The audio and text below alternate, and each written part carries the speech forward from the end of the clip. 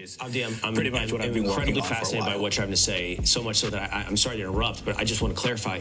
So when you felt that pressure and you were told to go join, public welfare programs once you moved here, where was that pressure coming from? Are you saying it's like cultural, like neighborhood, like neighbors telling you this is what you should do?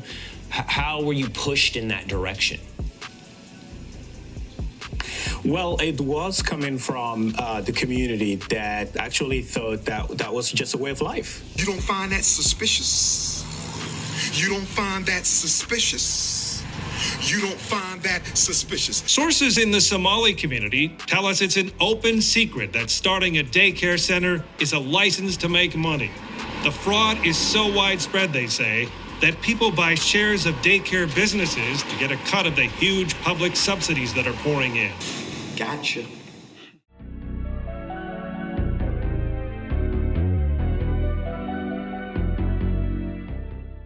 Welcome to Male Reality Lessons, where topics are reviewed and discussed as iron sharpens iron.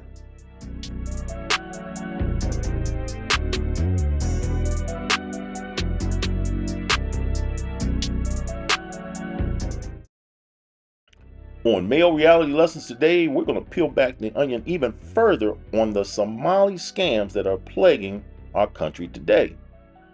There are several other hotbed states in the country being reported as being victimized by this so-called Somali scam playbook that they're utilizing to siphon off social services funds from the state as well as the federal government. These states include Maine, Ohio, Minnesota, and also Washington State. These scam artists are literally using a playbook and passing the information on throughout their community across the U.S. and shipping the money out of the country, whether electronically or even in carry-on luggage on international flights. You don't have to believe me? Let's take a look and take a step back as far as 2014. I'm Christine Frizzell in Washington, where GOP lawmakers say they've launched an investigation into fraud by members of the Somali community in Minnesota. But that probe may be expanded to the state of Maine, where shocking new allegations are now in the spotlight. Another accusation of fraud by a Somali American, this time in the state of Maine. At the center of the alleged scheme, Dr. Abdullahi Ali, the executive director of the health services contractor Gateway Community Services. I started seeing bonuses, $2,000 bonuses going to these staff that had only been with us for 2 weeks. Never worked a shift with a client. A whistleblower alleging that for years, false records were filed for services that were never provided. The agency then reimbursed with tax dollars from Maine's Medicaid program, with overbilling by more than $900,000. But that's not all. While serving in his role in Maine, Ali also was running for president of Jubaland in Africa, where he boasted to a Kenyan media outlet that he helped raise funds for the Jubaland Somali army to help the troops buy weapons, bullets, and food. It's disgusting to me that they would do this. State Senator Matt Harrington is calling for an investigation, which he says Maine's governor should have launched months ago. You can't rob a bank for millions of dollars. You shouldn't be able to rob taxpayers of millions of dollars and just get away with it. There absolutely needs to be a criminal investigation into this immediately. The alleged incident sharing similarities with one in Minnesota, deemed the largest pandemic relief fraud scheme by former Attorney General Merrick Garland. More than $1 billion of taxpayer money stolen, the majority of those charged Somali American. Fraud here in the state of Ohio and allegations of that fraud being widespread. This Ohio lawmaker making some serious demands on what he calls reports of fraud within publicly funded daycares in Columbus. Video clips targeting Somali-owned daycares in Minnesota and now here are circulating on social media. Our On Your Side investigator Lisa Rontala talks with the state rep who says all of these facilities should be investigated. From Minnesota, I meant to say Quality Learning Center. They spelled learning wrong. To Columbus. You can see that this place is just a total dump. More people are targeting Somali-owned daycares, looking for kids and suggesting fraud. Would you call these video clips allegations, or would you call them proof of fraud? That's just an allegation of fraud. Now, State Rep Josh Williams, who is running for U.S. Congress, sent this letter to the Ohio Department of Children and Youth, calling for more unannounced inspections and attendance audits of all publicly funded daycares in Ohio. He also wants to pull state and federal funds on the suspicion of fraud, opposed to a charge or conviction. We're saying the funds have to stop until you prove that it is not fraud moving forward. I mean, you go through some of these inspection reports and you do see non-compliance when it comes to attendance. Could that be a suspicion of fraud? Yes, that can be a basis of suspicion of fraud. Of the 578 publicly funded daycares in Franklin County, I looked through inspection reports for the first 20. Here's what I found. More than half was subject to a state inspection within the last 3 months. More than half were also found to be non-compliant with enrollment records.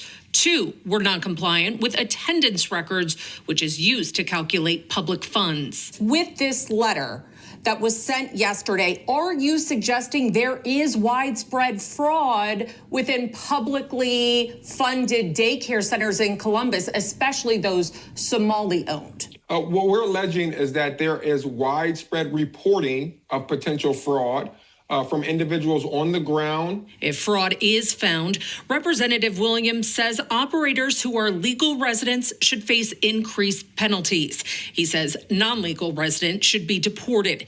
At least one congressman in Minnesota is suggesting stripping citizenship. Would you agree with that? If an individual is a naturalized citizen where they came here under our goodwill and became a U.S. citizen through a naturalization process, there is a process to strip that citizenship back. If widespread fraud is not found, Representative Williams tells me he will accept those results. As for this Northeast Columbus daycare already featured on social media for suspicions of fraud. This place is just a total dump. I found an inspection was done in October when it opened, and it's yet to receive any public funds. If you're enjoying the video, please take a moment to like, share, and subscribe to Male Reality Lessons. Appears to be rampant fraud in a massive state program. A fraud suspected of costing Minnesota taxpayers as much as $100 million a year. Our reporting is based on public records and nearly a dozen government sources who have direct knowledge of what's happening. These sources have a deep fear, and there's evidence to support their concerns that some of that public money is ending up in the hands of terrorists. We begin at Minneapolis-St. Paul International Airport, where mysterious suitcases filled with cash have become a fairly common carry-on. It's the morning of March 15th. We're chasing a tip about a man who's leaving the country. Our sources tell us he just took a carry-on bag through security that was packed with $1 million cash. Wait a minute. Wait, first of all, you're not going to speed past that like you didn't just say what you just said. Cash. You can do that as long as you fill out one of these government forms. We're told these cloak and dagger-like scenarios now happen almost weekly at MSP International. The money is usually headed to the Middle East, Dubai, and points beyond. Our sources say last year alone, more than $100 million cash left MSP in carry-on luggage. What we were interested in is where it was going. The national go-to expert on what's behind these mysterious money transfers is Glenn Kearns. He's a former Seattle police detective who spent 15 years on the FBI's Joint Terrorism Task Force until his retirement. It's an outright crime. It's unbelievable. Kearns tracked millions of dollars in cash that was leaving on flights from Seattle. It was coming from hawalas, businesses used to courier money to countries that have no official banking system. Some immigrant communities rely on hawalas to send funds to help impoverished relatives back home. Kearns discovered some of the money was being funneled to a hawala in a region of Somalia that's controlled by the Al-Shabaab terrorist group. So I talked to a couple sources who had lived in that region, and I said, if money is going to this hawala, do you think it's going to Al-Shabaab? And he said, oh, definitely. That area is controlled by al-Shabaab, and they control the Hawala there. He says when the money arrives, whether it was intended for legitimate purposes or not, al-Shabaab or other groups demand a cut. As Kearns dug deeper, he found that some of the individuals who were sending out tens of thousands of dollars worth of remittance payments happened to be on government assistance in this country. How could they possibly come up with such big bucks to transfer back home? We had sources that told us it's all about it's welfare fraud. It's all about the daycare. To better understand the connection between daycare fraud and the surge in carry-on cash, you have to look at the history of this crime. 5 years ago, the Fox 9 investigators were first to report that daycare fraud was on the rise here in Minnesota. We exposed how some businesses were gaming the system to steal millions in government subsidies meant to help low-income families with their child care expenses. This is a great way to make some money. I think it's kind of that informal word of mouth. In order for the scheme to work, the daycare centers need to sign up low-income families that qualify for child care assistance funding. These surveillance videos are from a case prosecuted by Hennepin County. They show parents checking their kids into a center only to leave with them a few minutes later. Sometimes no children would show up. But either way, the center would bill the state for a full day of child care. This video from that same case shows a man handing out envelopes of what are believed to be kickback payments to parents who are in on the fraud. Where was the money going? I don't know exactly where it went, but it adds up when you begin to look at how many people are involved. A recent federal case points to at least some of the money going overseas. Of the United States. This is video of Fozia Ali being sworn in as a member of the City of Hopkins Park Board. As she was taking her oath of office, she was also under investigation for wire fraud and theft of public money. State and federal agents had already raided Ali's daycare center in South Minneapolis. The business was suspected of billing the government for over $1 million worth of bogus child care services. We found records that indicated that she was collecting a significant amount of money for a much larger number of children than were actually attending the center. Did any of the money go overseas? We are aware that some of the funds went overseas, which she was cashing out money from the business. Do you have any idea what it was going for? I can't say. Can't say or don't know? I can't say. Investigators analyzed Ali's cell phone to track her activities. She'd taken a 2-month trip from Minnesota to Dubai and then Kenya, staying at times in $800 a night hotel rooms. She used an app on her phone to bill the state of Minnesota for child care services while she was out of the country. Ali pled guilty to the daycare fraud and this March started serving time in a federal prison.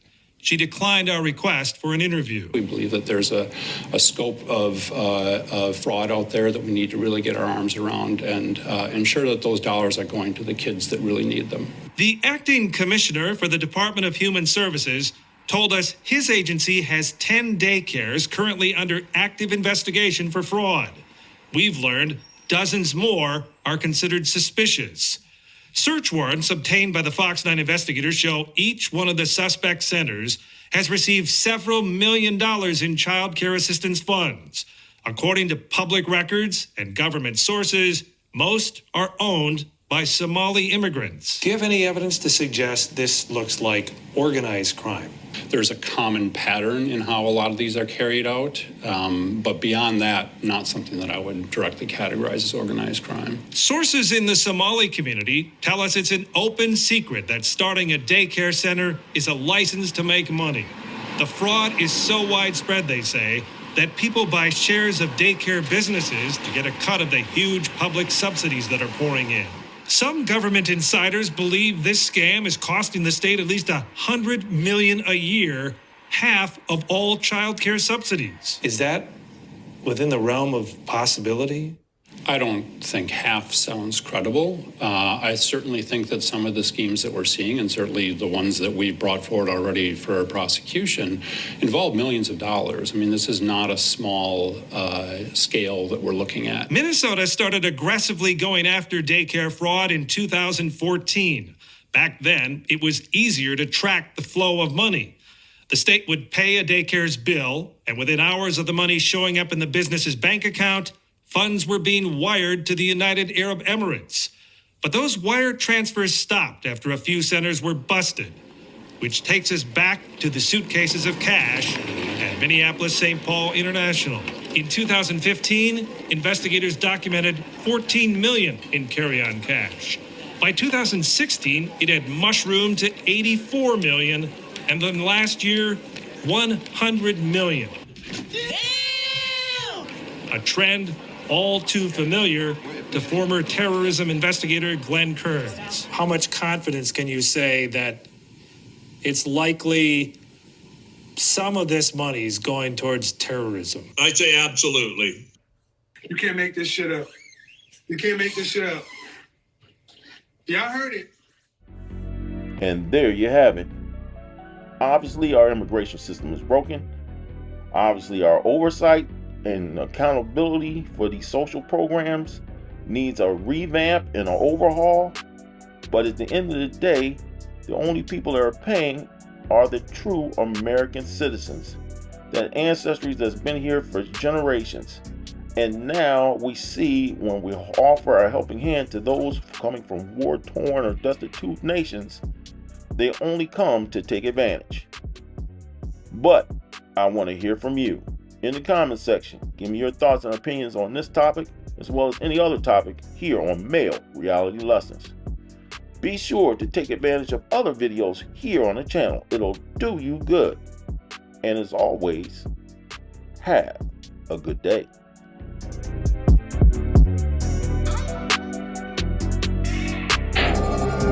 Yeah.